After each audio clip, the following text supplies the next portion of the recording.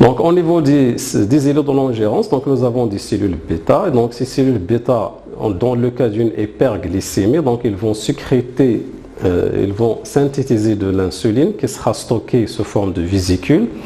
Dans le cas d'une hyperglycémie, donc on aura la fusion de la membrane des vésicules avec la membrane de la cellule, ce qui permet de libérer par exocytose l'insuline dans la circulation sanguine. Et donc libération de l'insuline dans la circulation sanguine au niveau des vaisseaux sanguins et qui sera intervenir au niveau des cellules cibles. Par exemple, ici on prend le cas d'une hépatocyte, c'est-à-dire une cellule du foie. Donc au niveau de cette cellule, c'est-à-dire au niveau de la membrane, on a des récepteurs qui sont ici en vert, ce sont des récepteurs spécifiques à l'insuline. Donc ici nous avons une forme triangle, c'est-à-dire qu'on a une complémentarité entre le récepteur et l'hormone ici qui est l'insuline. Donc on aura fixation de l'insuline sur ces récepteurs spécifiques au niveau de la membrane, ce qui va déclencher un certain nombre de réactions au niveau du cytoplasme de l'hépatocyte. Et donc le premier messager qui est l'hormone insuline sera transformé en un deuxième messager. Généralement ce sont des protéines membranaires qu'on appelle les protéines G. Et donc la catalyse d'un certain nombre de réactions qui vont synthétiser enfin une enzyme qui va intervenir dans la synthèse de glycogène à partir du glucose qui sera bien sûr ramené à partir du sang. Donc on aura l'entrée de glucose de la circulation sanguine vers les hépatocytes grâce à des canaux bien sûr membranaires spécifiques pour le glucose. Et donc la synthèse de glycogène et donc la concentration de glucose dans le sang sera baissée et donc on assiste après à une hypoglycémie. Donc l'entrée du glucose et la synthèse de glycogène.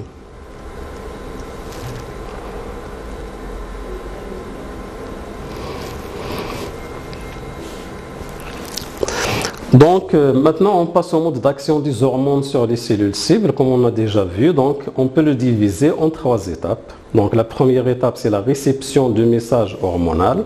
La deuxième étape c'est la traduction du message hormonal et la troisième étape c'est la réaction au message hormonal. Donc la première étape, que ce soit pour l'insuline ou pour le glucagon, ce sont les mêmes étapes. Donc la première étape c'est la fixation de l'insuline sur le récepteur membranaire spécifique et la cellule ne répond que si le complexe récepteur-hormone est formé. C'est-à-dire si l'insuline n'est pas liée au récepteur membranaire, donc on n'aura pas la réponse, c'est-à-dire la cellule ne va pas répondre à l'hormone insuline. Donc la deuxième, c'est la traduction de message hormonal. Donc le complexe récepteur insuline permet l'activation d'une protéine membranaire qu'on appelle la protéine G. Donc c'est le premier messager. Donc celle-ci active une enzyme qui à son tour active un deuxième messager dans la cellule cible. Celui-ci induit des réactions de la cellule cible à l'hormone par production d'une enzyme qu'on appelle glycogène synthétase.